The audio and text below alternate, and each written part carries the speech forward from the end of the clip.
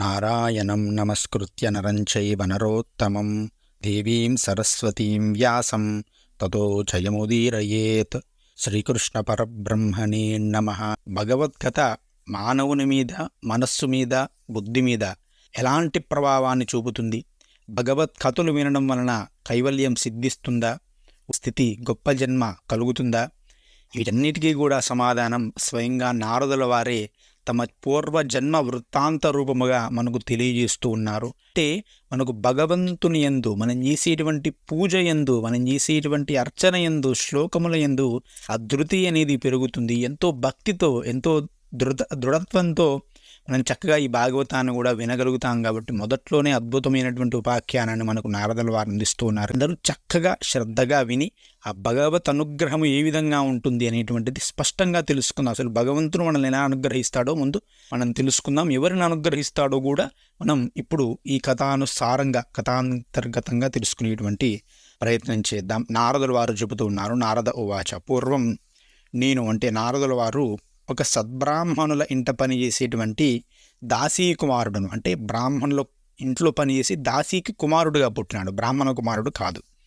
వారు చిన్న వయసులో ఆ ఇంటికి వర్షాకాలంలో చాతుర్మాస్యం గడపడానికి కొందరు సన్యాసులు వచ్చినారు. చాతుర్మాస్యం అంటే తెలుసు కదా, ఆషాఢ శుద్ధ ఏకాదశి నుంచి కార్తీక శుద్ధ ఏకాదశి వరకు 4 నెలల కాలాన్ని చాతుర్మాస్యము అంటారు. ఆ సమయంలో బయట తిరగరు యతులు, సన్యాసులైన వారు. ఎవరైనా చేయొచ్చు, గృహస్థులు కూడా చేయవచ్చు, ఎవరైనా కూడా ఆ యొక్క దీక్షను చేయవచ్చు. ఆ కాలంలో పురాణములు వింటూ, సత్కథలు చదువుకుంటూ, కీర్తనలు చేస్తూ భగవంతుణ్ణి ప్రార్థిస్తూ ఉంటారు. ఎందుకంటే అది వర్షాకాలం. ఆ సమయంలో బయట తిరగడం వలన ఆ యొక్క జీవులు అనేవి బయట ఉంటాయి కాబట్టి, హింసింపబడతాయి కాబట్టి తిరగకూడదు. క్షేత్ర పర్యటన కూడా ఆ సమయంలో చేయకూడదు అని శాస్త్ర నియమం అన్నమాట. అందుకే చాతుర్మాస్యము అనేటువంటి గొప్ప వ్రతాన్ని ఆ సమయంలో చేస్తూ ఉంటారు. అప్పుడు వారికి సేవలు చేయవలసినదిగా ఆ గృహ యజమాని ఎవరింటికైతే వచ్చారో ఆ బ్రాహ్మణుల వారు ఈ బాలుణ్ణి, ఆ దాసీ కుమారుడిగా ఉన్నటువంటి నారదుల వారిని నియోగించడం జరిగినది.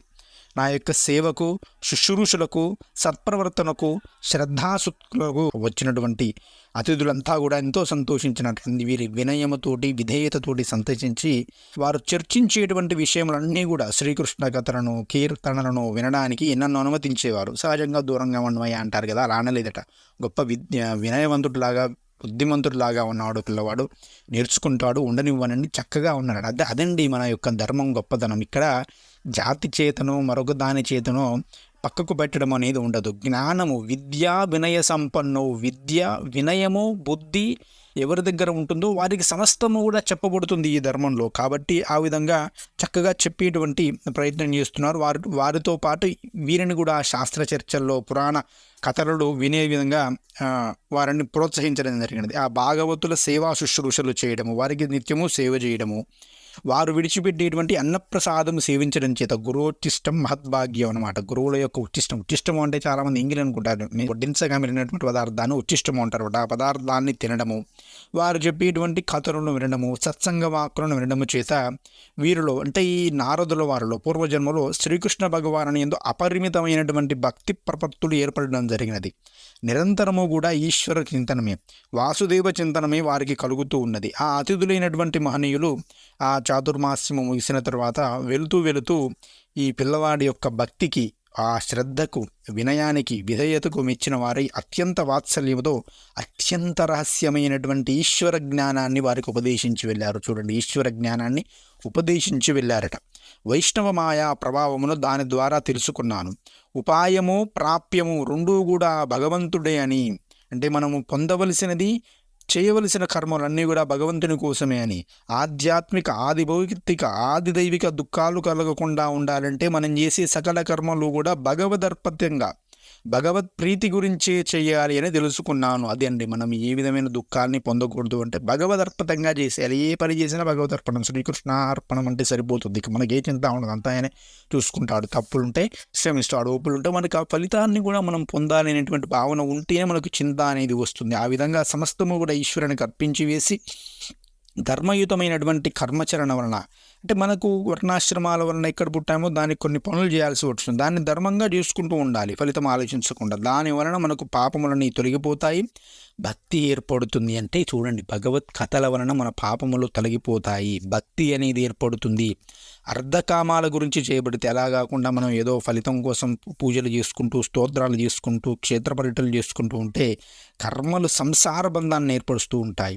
ఇప్పుడు మట్టిలో కూరుకొని పోయిందండి ఒక కుండ, దాన్ని తీయాలంటే ముందు దాన్ని తీసి శుభ్రపరిస్తే అది ఉపయోగానికి వస్తుంది. అలా కాకుండా ఇంకా మట్టి పాతేస్తూ ఉంటే ఇంకా కూరుకొని పోతుంది. అలాగే మనం భగవంతు అర్పితంగా చేసేస్తే ఆ కుండ తెల్లగా అవుతుంది. అలా కాకుండా ఇంకా మనం కోరికల కోసం చేస్తూ ఉంటే ఇంకా మట్టిలో కూరుకొని పోతూ ఉంటాం, భగవంతునికి చేరుకోవడానికి దూరం అవుతూ ఉంటాం. కాబట్టి మనము ఎప్పుడైనా కూడా నిష్కామ కర్మలను చేయాలి అని నేను తెలుసుకున్నానని ఆ యొక్క నారదుల వారు తెలుసుకొని విశ్వాసంతో కర్మ చేయడం వలన పూర్వకర్మలు వ్యయమై బంధములు తొలగడానికి తోడ్పడ్డాయి. అట్టి కర్మయోగము ద్వారా జ్ఞానము కలుగుతుంది.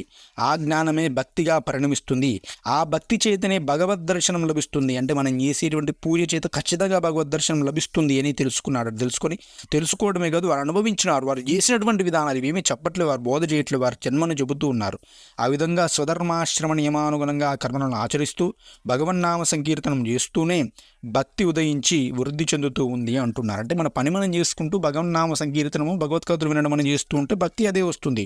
ఓం నమో భగవతే వాసుదేవాయ అని కానీ, వాసుదేవాయ ధీమహి అని కానీ, ప్రద్యుమ్నాయ అనిరుద్ధాయ నమః సంకర్షణాయ చ అని కానీ, ఈ విధంగా అనేక విధాలుగా కీర్తిస్తూ ఆ దివ్యమూర్తిని ధ్యానిస్తూ భజిస్తుంటే ఆయన దర్శనం కూడా ఏదో ఒకనాడు లభిస్తుంది.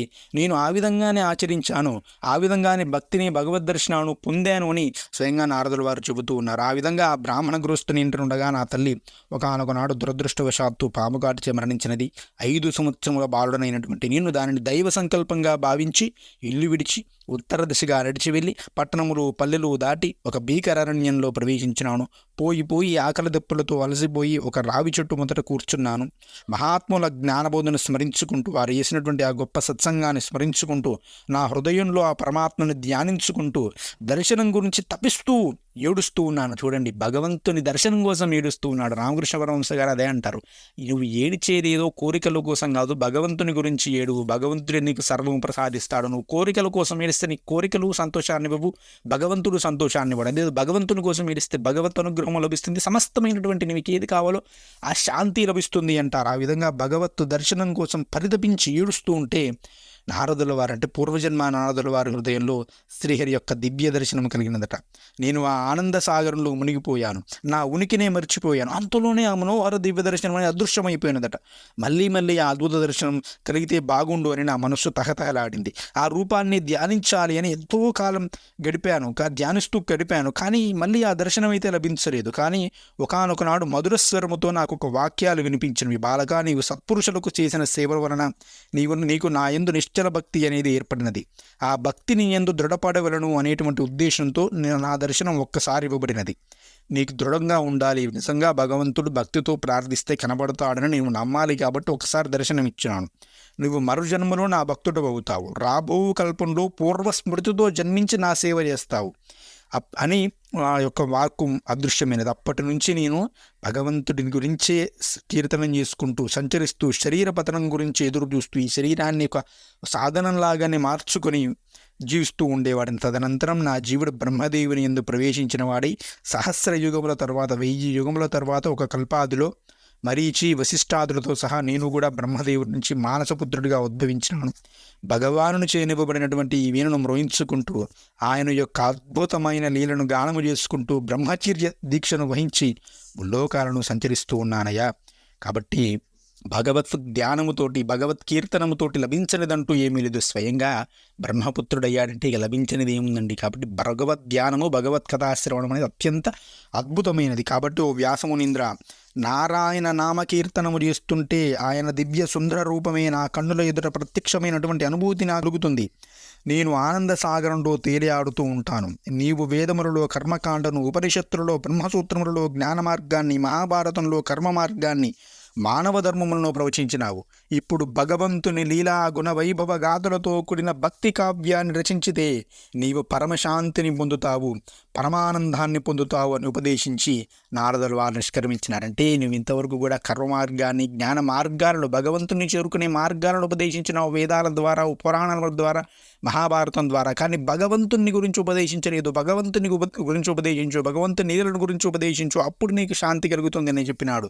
అప్పుడు వ్యాసుల వారు నారదుడు వెళ్ళిపోయిన తర్వాత తన శమ్యప్రాసం అనేటువంటి ఆశ్రమంలో, సరస్వతీ నదీ తీరంలో ఉంటుంది శమ్యప్రాసం అనేటువంటి ఆశ్రమంలో చక్కగా ధ్యానమగ్నుడై ఆ పరమ పురుషుణ్ణి దర్శించి ధ్యానంలో ఆయన ఆధీనంలో ఉన్నటువంటి మాయను కూడా దర్శించి ఆ మాయను అధిగమించడానికి, భగవద్ అనుగ్రహం పొందడానికి, భక్తి సాధనమును గ్రహించి భాగవత సంహితను రచించడానికి పూనుకొన్నాడు. ఈ భాగవత కథను వినువారికి శ్రీకృష్ణ పరమాత్మ యందు భక్తి ప్రేమలు అంకురిస్తాయి, శోక మోహ భయములు అంతరిస్తాయి. వ్యాసుడు తన పుత్రుడైనటువంటి శుకునకు ఈ భాగవత గ్రంథాన్ని వినిపించి నేర్పించినాడు. మహాజ్ఞాని అయినటువంటి ఈ శుకుడు ఈ భక్తి ప్రధాన గ్రంథాన్ని అతి ప్రీతితో స్వీకరించి ధరించినాడు. అతడు ఈ గ్రంథాన్ని నిత్యము పారాయణ చేస్తూ శ్రీకృష్ణుని యందు అమితమైనటువంటి భక్తిని పెంపొందించుకుంటున్నాడు. కాబట్టి మనం కూడా నిత్యము కూడా ఈ యొక్క వీడియోలు వింటూ ఆ శ్రీకృష్ణ భగవాను యొక్క అనుగ్రహాన్ని పొందుతాం. ధీరులు నిరపేక్షులు ఆత్మారాములు నైన మునులు హరిభజనము నిష్కారణమ చేయుచుందురు నారాయణుడట్టివాడు నవ్య చరిత్ర. ధీరుడు అంటే మునులైన వారు ఆత్మయందు ఈశ్వరుణ్ణి దర్శించేవారు ఏ కారణం లేకుండానే ఈశ్వరుణ్ణి దర్శిస్తూ ఉంటారు, ఈశ్వరుని గురించి స్మరణ చేస్తూ ఉంటారు. మనం ఏ కారణం లేకుండా ఈ ఫేస్బుక్, ట్విట్టరు, ఇన్స్టాగ్రామ్ ఎలా చూస్తున్నామో దిక్కుమానటువంటి గ్రాములు అలా వారు ఏ కారణము లేకుండా పరమ పవిత్రమైనటువంటి ఈశ్వరుని కథలను వింటుంటారు. అలా వింటారు కాబట్టి వారు అంత గొప్ప స్థితికి వెళ్ళారయ్యా అని చెబుతూ ఉన్నారు. నిగమములు వేయి చదివిన సుగమంబులు కావు ముక్తి సుభగత్వంబుల్ సుగమంబు భాగవతమను నిగమంబు పఠింప ముక్తి నివసము బుధా. వేల కొద్దీ వేదాలు వల్లించిన మోక్ష సౌభాగ్యాలు సంప్రాప్తించవు.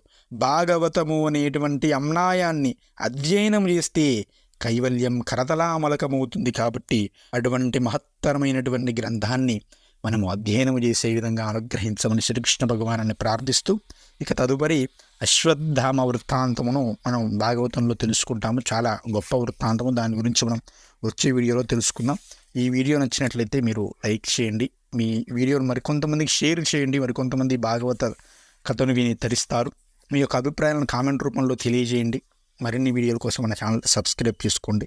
శ్రీకృష్ణ పరబ్రహ్మణే నమః. స్వస్తి. యదక్షరపద భ్రష్టం మాత్రాహీనం చ యద్భవేత్ తత్సర్వం క్షమ్యతాం దేవనారాయణ నమోస్తుతే. స్వస్తి.